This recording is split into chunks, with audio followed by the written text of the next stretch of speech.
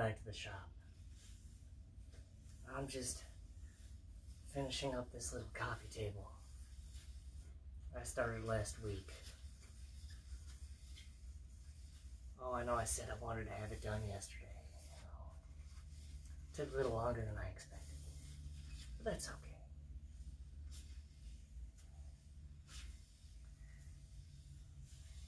Got a real nice bar top glaze on it. Hey Karen, how's it going?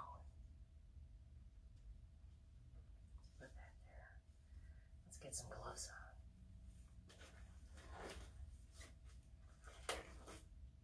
And as I was working and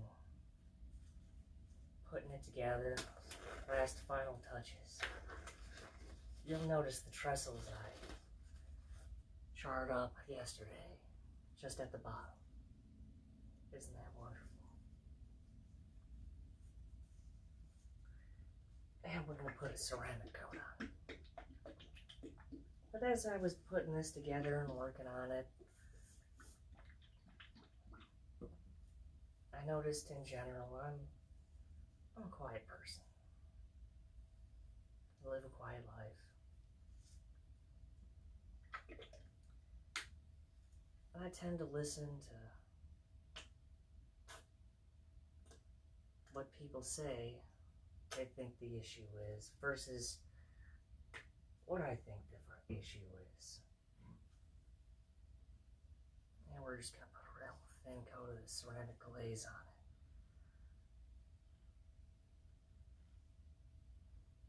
Look at that. Let's get a little more for dramatic effect.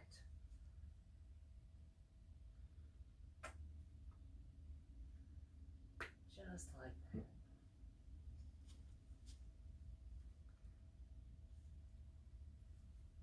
And well, made me think back to Boy Scouts. In Boy Scouts we have, well, what we call a secret society, but it's more like a historical club. It's called the Order of the Arrow. And to get in, you have to do all kinds of trials, tests. And one of those trials is you take a week and you don't eat, you just drink, you don't talk, but the entire time you do incredible labor. And for me, that labor was, we got to set up the summer camp. All these old military tents, heavy, heavy tents. We set those up by hand. Not a word. We just communicated through leadership. And I thought that was interesting. Because the right person can listen and see and just take in what's going on.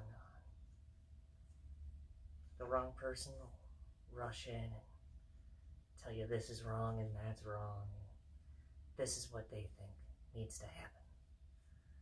Now, we're going to put that up there for a second.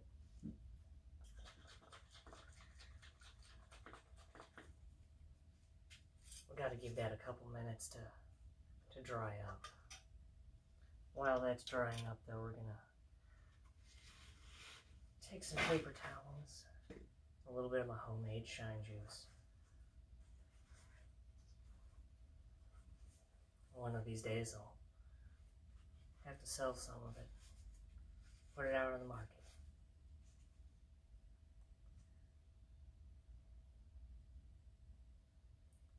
Oh, and I thought that was something fantastic. I'll get this back side here first. It's the one you can't see.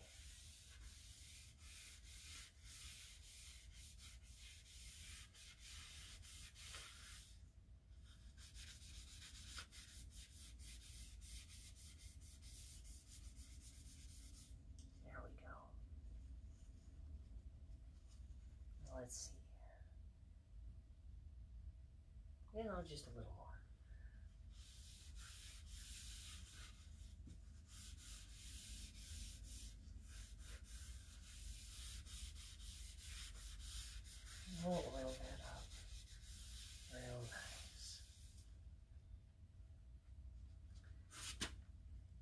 As I was thinking about that, setting up that Boy Scout camp, a week of nothing more than an apple a day and maybe a little peanut butter. Look at that. Isn't that wonderful? Oh, I just love the way my polishing compound just makes cedar absolutely sparkle. Alright. Here we go. I'm gonna reach over here. Check this out.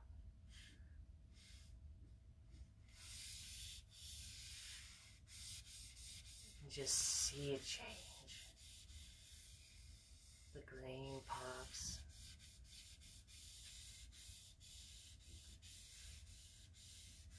It just comes to life.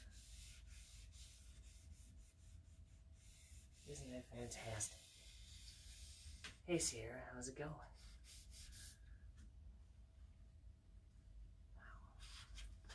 Let me put the cap back on that.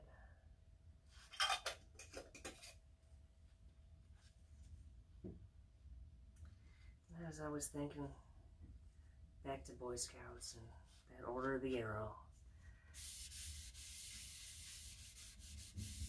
and all those scouts that I watched over,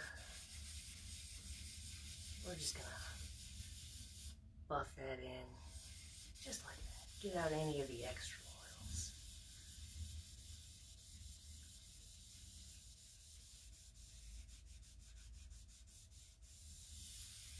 Isn't that something?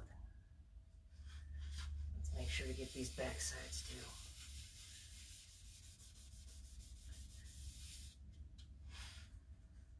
And what it boiled down to was, well, watching and listening.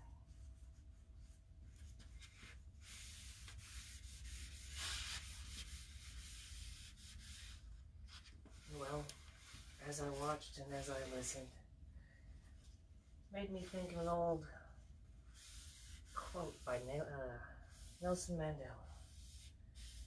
Well, Nelson Mandela is a particularly unique case study because he's one of the few people on the planet who's universally regarded as the epitome of a great leader. It doesn't matter where in the world you go, he's the best. I'm going to take some cloth now and just buff the ceramic off. It's had about a appropriate amount of time. Oh, I don't know if you can see that too well. But look at that. That's something else. Here, let's get this front corner.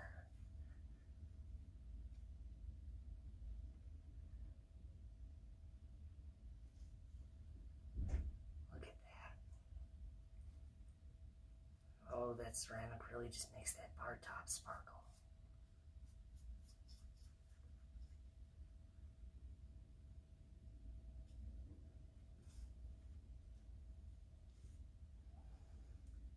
But when Nelson Mandela was asked, how did he learn to be such a great leader? Well, he would always smile. Look at that.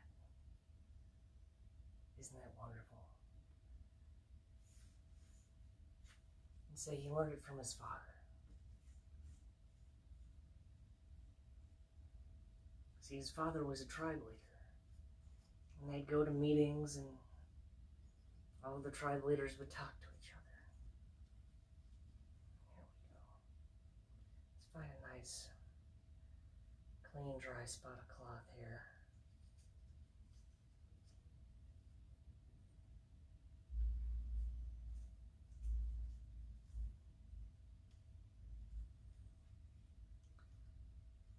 And when all the leaders would talk about all their problems, his father would just sit back and listen.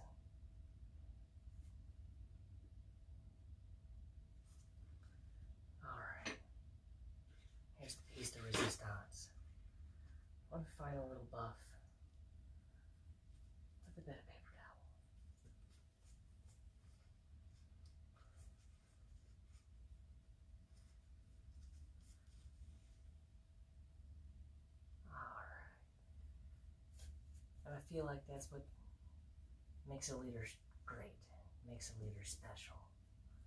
It's not what they can say, it's not rushing into a room and demanding this, that, or the other thing.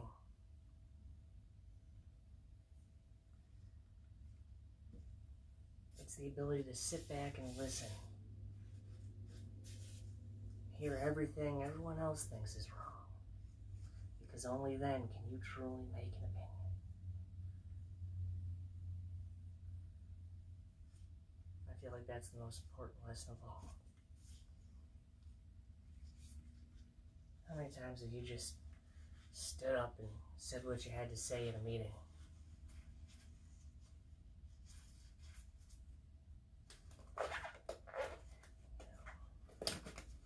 Even at work, with the multitude of bosses, the first thing that they do is they all rush in, say this is wrong, that is wrong, and we need to fix this. Oh, I'll never be able to make that shot again. But they never stop and listen to what's actually wrong. Well, maybe if they did, they'd hear a little more. Alright, let's step over to this side. I'll be right back.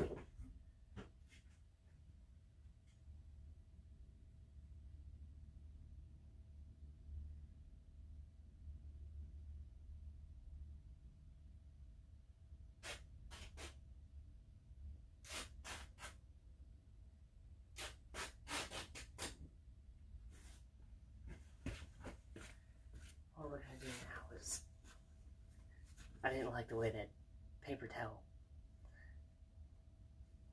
buffed it out. So we're just going to grab a bit of clean cloth here and do a quick once over.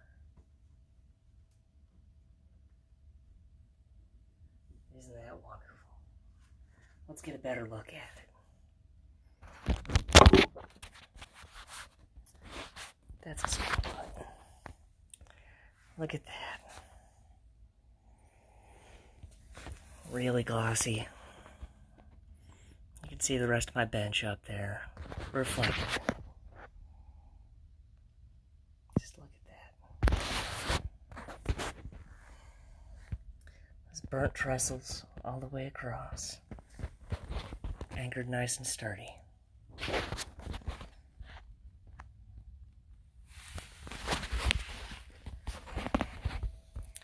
You see,